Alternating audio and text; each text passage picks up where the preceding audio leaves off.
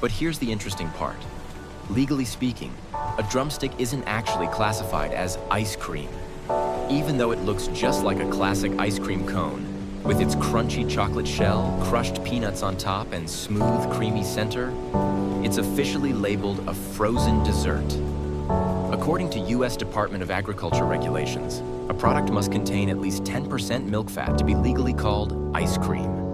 And drumsticks fall short of that threshold. Instead of using pure dairy cream, the current formula relies on a blend of milk solids combined with coconut oil, palm oil, and soybean oil. Ingredients that give it a rich, creamy texture and flavor, even though they don't come from dairy.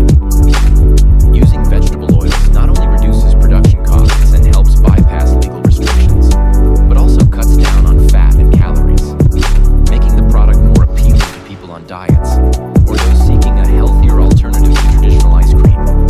Another benefit of vegetable oils is that they help the dessert freeze more solidly, keeping its shape better and resisting melting in hot weather. To enhance durability and taste, Nestlé adds a hard chocolate coating and crunchy peanuts on top, two elements that have become signature features of the drumstick experience. Thanks to these clever innovations, you can enjoy a cool, satisfying drumstick just about anywhere.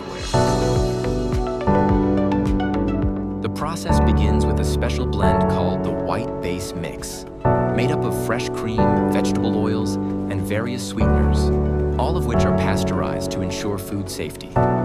This mixture forms the foundation of the creamy filling inside every drumstick. In the mixing area, this base is prepared in massive stainless steel tanks known as liquiverters. Inside these tanks is a blend of vegetable oils, used as a substitute for dairy fat, which help create a smooth texture and keep the ice cream from melting too quickly in warm conditions.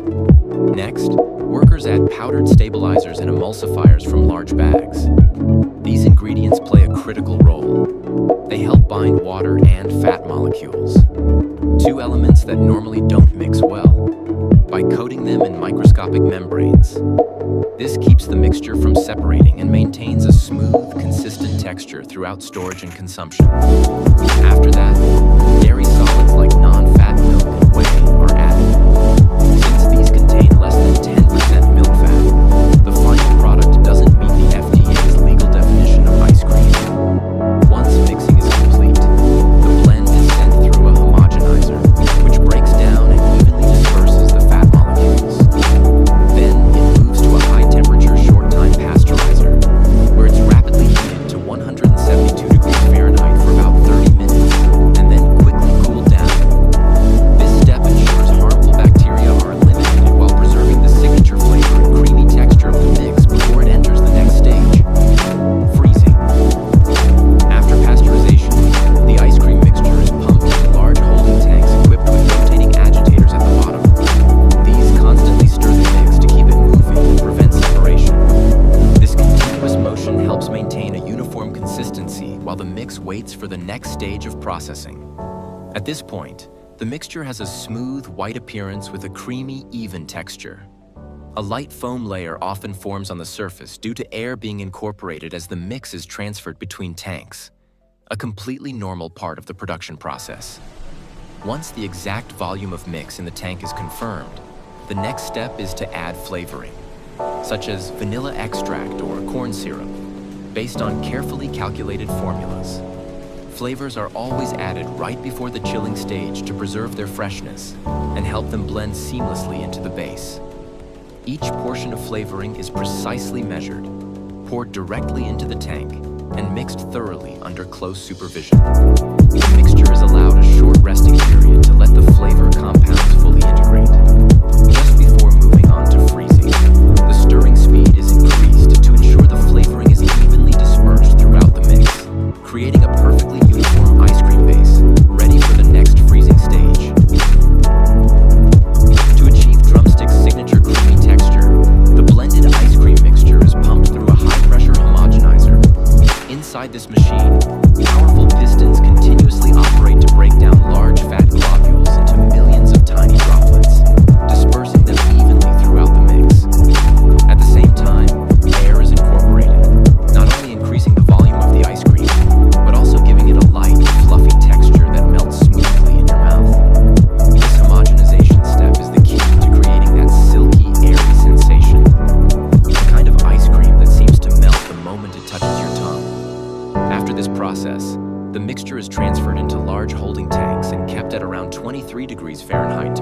stability before entering the production line.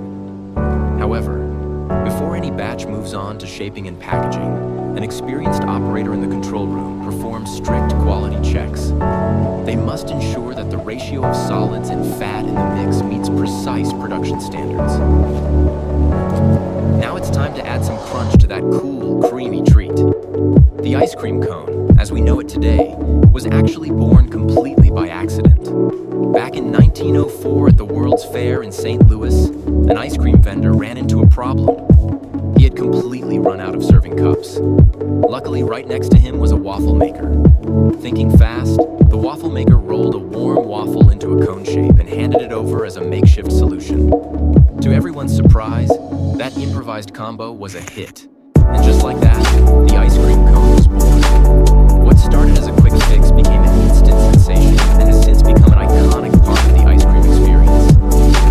Inside the mixer is a blend of water, sugar, flour, canola oil, and soy lecithin, a natural binding agent extracted from soybeans that helps give the batter its smooth texture and cohesion.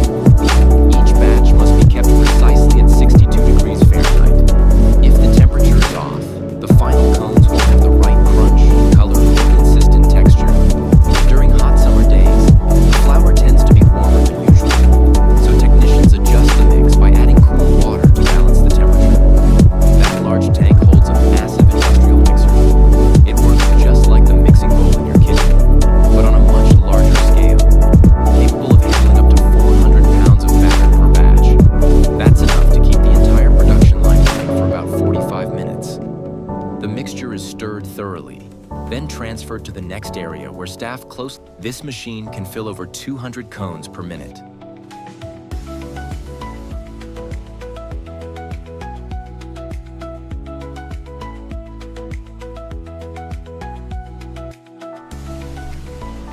Right after being filled, the cones are transferred into a high-capacity blast freezer. In less than 10 minutes, the temperature drops from about 40 degrees Fahrenheit to negative 10 degrees Fahrenheit. This rapid freezing process is essential. It locks in the creamy texture, preventively monitor the mixing process to ensure everything meets quality standards. Once the batter is ready, it's pumped into cooling tanks. These holding tanks play a key role in keeping the mixture fresh and stable before it's used in the next stage. From here, the batter is pumped through insulated white pipes that lead directly to the waffle ovens located outside the mixing area. Once it arrives, a precise amount of batter is dispensed onto waffle iron molds linked together on a conveyor belt, similar to tank treads, and heated with open gas flames. When the lid of the mold closes, both sides of the waffle cook at the same time. After about 50 seconds, the cooked waffle is released. To turn it into a handheld cone, a rotating arm transfers the flat waffle to the shaping station. The waffle is placed into a metal cone mold, where a rapidly spinning piston neatly rolls it into a perfect cone, ideal for holding ice cream. During the summer, the production line churns out around 10 million cones per day.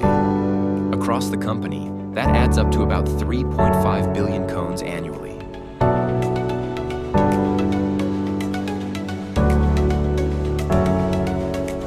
Of course, a few cones break during the process.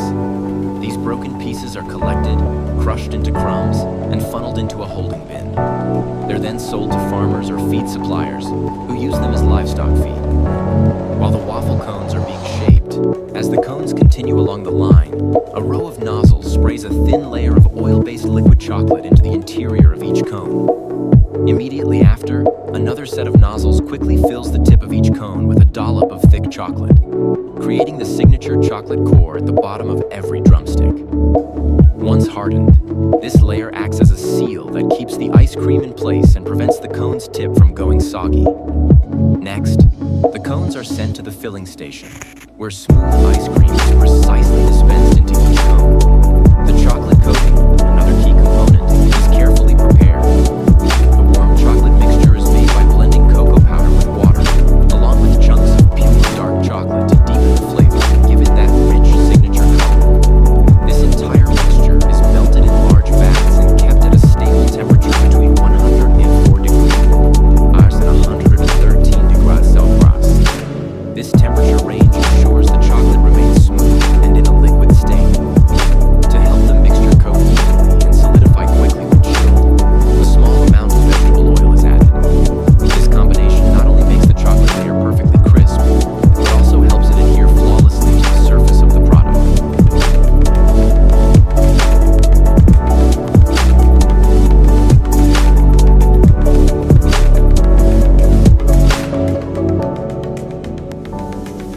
Once the waffle cones have cooled and been shaped, they're placed onto a conveyor and sent down the production line.